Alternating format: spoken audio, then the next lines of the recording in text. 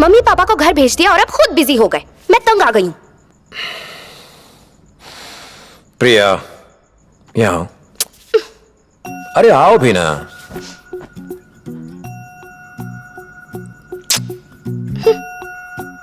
अच्छा बताओ, तुम्हारी सुंदरता का राज क्या है?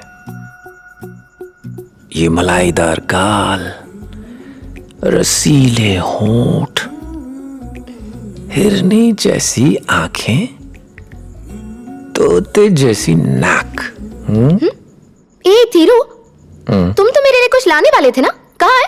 हाँ? यहाँ मैं रोमांस के सागर में गोते लगा रहा हूँ और तुम्हें तुम्हारी गिफ्ट की पड़ी है। पापा नहीं चाहिए, सॉरी।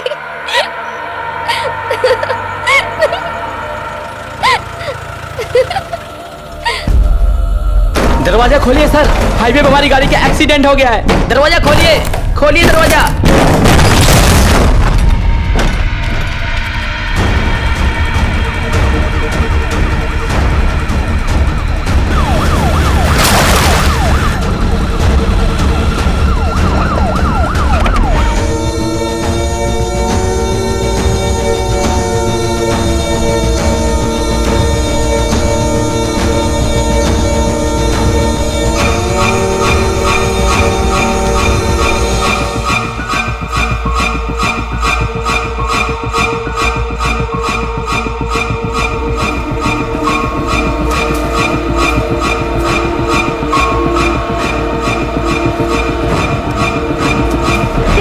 डिस्ट्रिक्ट में लगातार तीसरी बार दिल दहला देने वाली डकैती पड़ी है।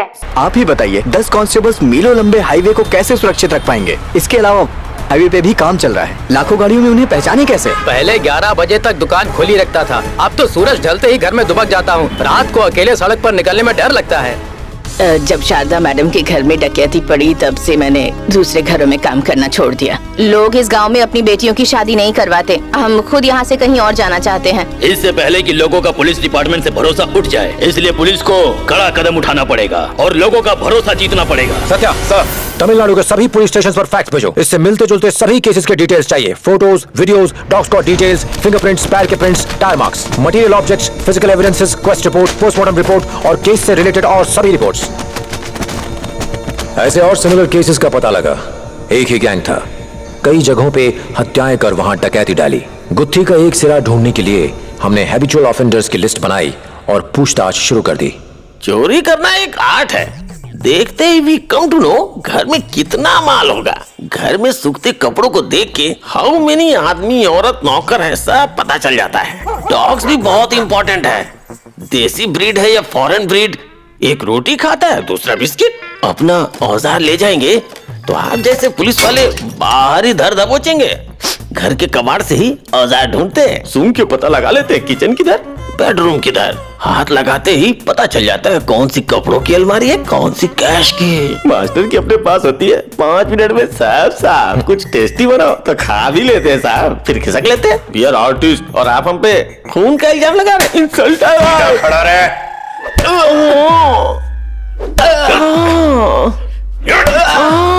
सर ये ऐसे नहीं मानेंगे। तुम हटो सत्या, डंडा मुझे दो।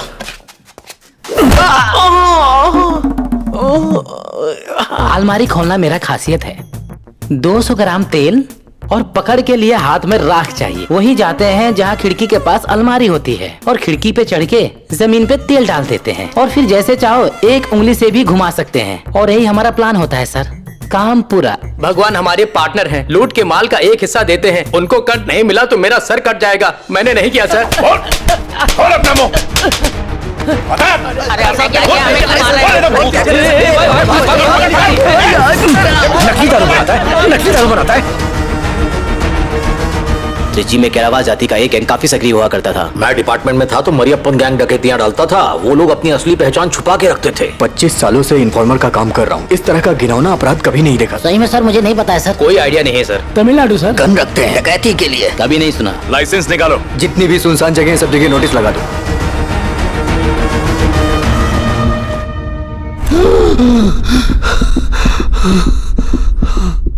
इन हाईवे डकैतियों को एक आम केस समझ के इन्वेस्टिगेशन शुरू किया था, पर ये ऑर्डिनरी केस नहीं है। ये एक्सट्रीमली रेयर और सीरियस केस है। कौन है ये डकैत? No idea.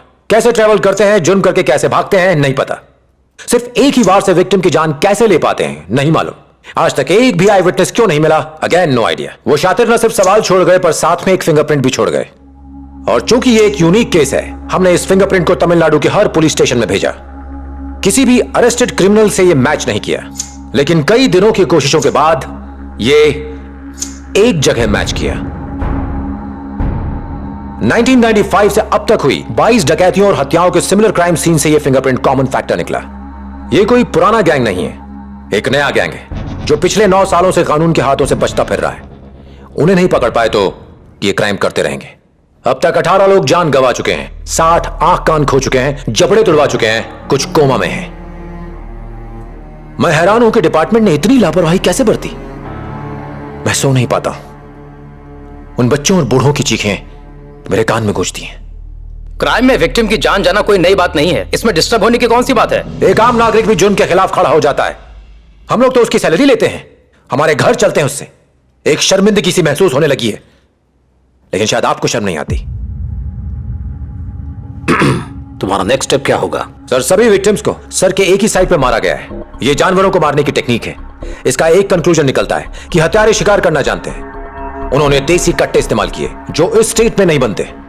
पिछले क्राइम सीन से एक चप्पल, गुटखा और एक खाली कारतूस मिला। ये सब तमिलनाडु के बने हुए नहीं थे। सो डीजीपी की परमिशन से एक टीम के साथ पूरे देश में चेक करना चाहते। इतना बड़ा सर्च ऑपरेशन, पागल हो गए हो क्या? कुछ मामूली चोरों को पकड़ने के लिए पूरी बटालियन चाहिए। जानते भी हो कितना बड़ा देश है, कितने जेल्स हैं, पुलिस स्टेशन, कोर्ट्स हैं, रिकॉर्ड रूम्स भरे पड़े हैं, और तुम एक फिंगरप्रिंट मैच करवाने और कुर्सी तोड़ने के अलावा आखिर तुमने किया ही क्या है? यू मे गो, बाहर वेट करो। इतना बड़ा डिसीजन नहीं ले सकता। मिनिस्ट्री से बात करता हूं, फिर देखते हैं।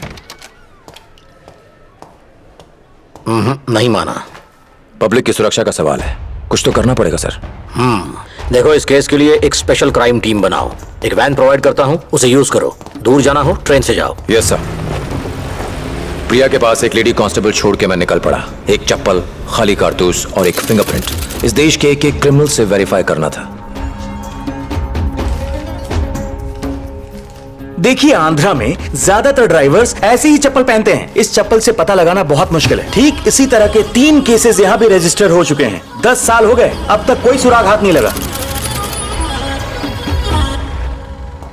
सर, अरे भैया, कौन थी? एसपी। सर, एसपी की कोई रिस्पेक्ट ही नहीं है। लगता है यहाँ पुलिस वालों की भी यूनियन है, इन्हें किसी की परवाह नहीं है। पूछो, अंदर जा सकते हैं क्या? भैया, अंदर जाएं? ऐसे देसी कट्टे यहाँ इजीली अवेलेबल हैं। इससे प्राइम एविडेंस नहीं मान सकते। यहाँ सेम मोडस ऑपरेंडी के 4 केसेस पेंडिंग हैं। जाके चंद्रपुर डिस्ट्रिक्ट में चेक करो। नो, वो हमेशा बैक डोर से एंटर करते हैं, पर आपके केस में सामने दरवाजे से आए। शादी को 2 साल हो चुके थे। प्रिया से इतने दिनों तक दूर नहीं रहा। पैसों की तंगी थी, ढाबे या फिर स्कूल में सोते, जो मिलता खा लेते। एक स्टेट से दूसरे स्टेट घूमते हुए टीम मेंबर्स बीमार पड़ने लगे। बहुत खतरनाक गैंग है, उन्हें पकड़ना बहुत मुश्किल है। क्राइम उनके डीएनए में बसा हुआ है। देखिए, क्रिमिनल ट्राइब्स जो शब्द है वो फॉरेनर्स ने इजाद की है। वो हमें गुलाम बनाकर हमसे हल चलवाते थे।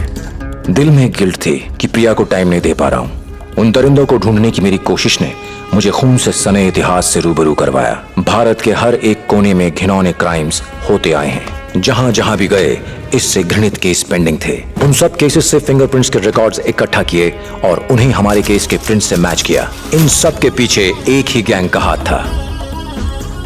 लेकिन कौन सा गैंग? कौन है वो? कौन है वो दरिंदे? इन केसेस से रिलेटेड एविडेंसेस और स्टेटमेंट्स को बारीकी से पढ़ने के बाद एक विचार आया। क्राइम्स की डेट और ईयर के हिसाब से इन डकैतियों को कैटेगराइज किया। एक छोटा सा क्लू मिला है। फर्स्ट, 1995-96 के बाद तमिलनाडु में ही नहीं बल्कि पूरे देश में 4 सालों तक गैंग एक्टिवेट नहीं था। क्यों? शायद सब उस वक्त जेल में होंगे, पर कौन सी जेल? सेकंड, 10 साल पहले तिरुपति में अरेस्ट हुए एक एक्यूज ने स्टेटमेंट दिया कि मैं छोटे गैंग की छोटी मछली हूं। ट्रक गैंग हफ्ते में 4 बार स्ट्राइक करता है, मुझे जाने दो, बड़ी मछली पकड़वा सकता हूं। क्राइम सीन के ऑब्जर्वेशन से गैंग का अंदाजा लग जाता है। थर्ड, एक डाउट है कि यह ट्रक गैंग है। 14 फरवरी 2000 को गुमिडी पुंडी में वारदात हुई, फिर 16 को आर्थर में, अगली वारदात 18 को कारीमंगलम धर्मपुरी में और 29 को बैंगलोर के बाहरी एरिया में वारदात हुई। गुड्स की डिलीवरी करते समय ये सारे क्राइम्स हुए होंगे। सत्या सर। वो एक्यूज्ड अभी तक तिरुपति जेल में है। बेल करवाओ और उसे क्राइम सीन पर लेकर आओ। Okay sir. पता करो कि क्या ये ट्रक गैंग का काम है। ये पक्का ट्रक गैंग का ही काम है सर। लेकिन तुम इतने श्योर कैसे हो सकते हो? विक्टिम्स के पोस्टमार्टम और फोरेंसिक रिपोर्ट्स के मुताबिक इस अननोन वेपन से उन पर वार किया गया। ये ट्रक में लगने वाला फ्लैग रॉड है। वो लोगों को मार के इसे फिर से अपने ट्रक में लगा देते हैं। पुलिस के हाथ लगने का सवाल ही नहीं उठता। सभी ट्रक्स को सीज करके रॉड के फिंगरप्रिंट लेते हैं। नहीं सर, बात मीडिया में फैल जाएगी, गैंग सतर्क हो जाएगा। एक स्पेशल टीम फॉर्म करके उन्हें उन्हीं की जगह अरेस्ट करेंगे। उनका एकमात्र एविडेंस है उनके फिंगरप्रिंट्स। नॉर्थ इंडिया में फिंगरप्रिंट्स गिल्ट प्रूव होने के बाद लिए जाते हैं एंड दैट्स अ प्रॉब्लम। सरकारी खर्चे पे पूरे इंडिया का फ्री टूर किया और अब यहाँ अपनी कहानियां सुनाकर हमारा टाइम वेस्ट कर रहे हो। मान क्यों नहीं लेते कि नहीं पकड़ सकते? नहीं सर, जरूर पकड़ सकते हैं। जिस दिन गैंग आप जैसे बड़े ऑफिसर्स पे या किसी एमएलए या मिनिस्टर के घर पर अटैक करेगा, जो एक दिन होकर रहेगा, उसी के बाद पुलिस डिपार्टमेंट और गवर्नमेंट केस को सीरियसली लेगी और फिर वो गैंग बहुत जल्द पकड़ा जाएगा। आम पब्लिक की तो कोई इंपॉर्टेंस है ही नहीं। हिरन, सॉरी सर, हमने इस केस को सॉल्व करने के लिए बहुत मेहनत की है सर। इस पे हमारे पैसे खर्च हुए हैं। जब से इन्वेस्टिगेशन शुरू किया है उन्होंने 5 अलग अलग जगहों पे स्ट्राइक किया है, वहशी ढंग से लोगों को मारा है। डिपार्टमेंट को इसे सीरियसली लेना चाहिए। कोई फायदा नहीं। अच्छाई और बुराई की इस जंग में पुलिस हार रही है। विक्टिम्स के बजाय क्रिमिनल से वफादारी दिखा रहे हैं। That's all sir.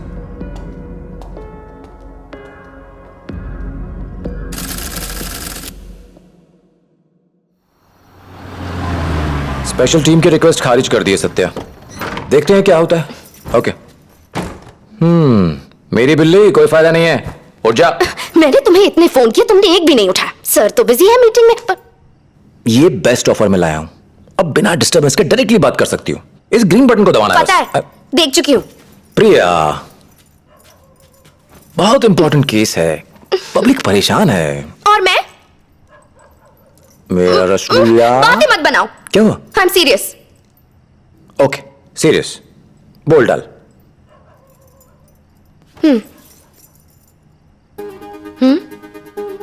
इस बच्चे का क्या? यू